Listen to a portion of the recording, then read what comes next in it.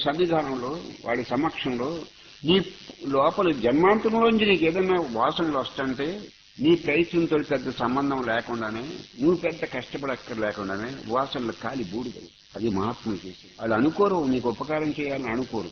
వాళ్ళు ఉపకారం చేయాలని అనుకోవటం లేదు, జరగటం లేదు. వాళ్ళు ఏమో అనుకోరు, వాళ్ళకి ఉపకారం చేయాలని అనుకోరు. అనుకుంటే మనస్సు ఉంది అక్కడ, అలాగ అనుకోరు. వాళ్ళ ద్వారా జరగవలసిన పని జరిగిపోతూ ఉంటుంది. జ్ఞాని వీళ్ళని ఉద్ధరించాలని అనుకోడు, కానీ వాళ్ళ ద్వారా పని జరుగుతూ ఉంటుంది. కానీ అనుకోడు, అనుకుంటే మనసు వస్తుంది అక్కడ. కానీ ఏం అనుకోడు వాడు. వారు ఊరకం ఉంటారు, వారు ఏం లోపల నుంచి ఊరరు, వాళ్ళు ఊరకు ఉంటారు. ఊరకుంటే జరగవలసింది అలా జరిగిపోతూ ఉంటుంది వాళ్ళ సమక్షంలో. అందుకని ప్రత్యేకంగా ఇలా చేయి అలా చేయని ఏం బోధించరు వాళ్ళు. వాళ్ళ సమక్షంలో జరగవలసినంత జరిగిపోతూ ఉంటుంది. మహనీయుని సమక్షంలో వాసన మనస్సు నిశ్చలమవుతుంది.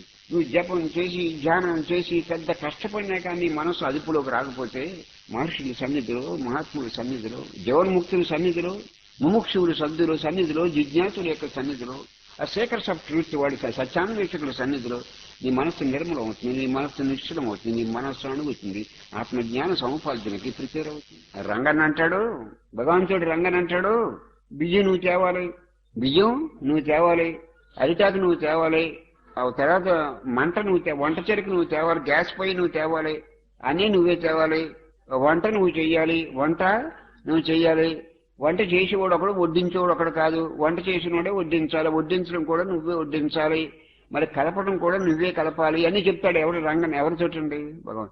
నువ్వు చెప్పినవి అన్నీ చేస్తాను, నోట్లో ముద్ద కూడా పెడతాను, ఆ మిగతా అనే పని నువ్వు చెయ్యాలి.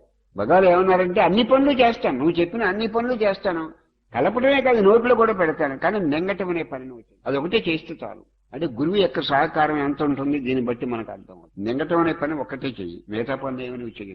నీకు ఆ గురువు యొక్క అంటే జ్ఞాని యొక్క ఆ సన్నిధానంలో, మహర్షుల యొక్క సన్నిధానంలో, మహాత్ముల యొక్క సన్నిధానంలో మామూలుగా నువ్వు ప్రిపేర్ అవ్వటమే కాదు, నీకు సమాధి స్థితి కూడా కలుగుతుంది, విజయ సిద్ధి కలుగుతుంది, జ్ఞాన సిద్ధి కలుగుతుంది, నీకు ఏకం ఉంటుంది, పరం.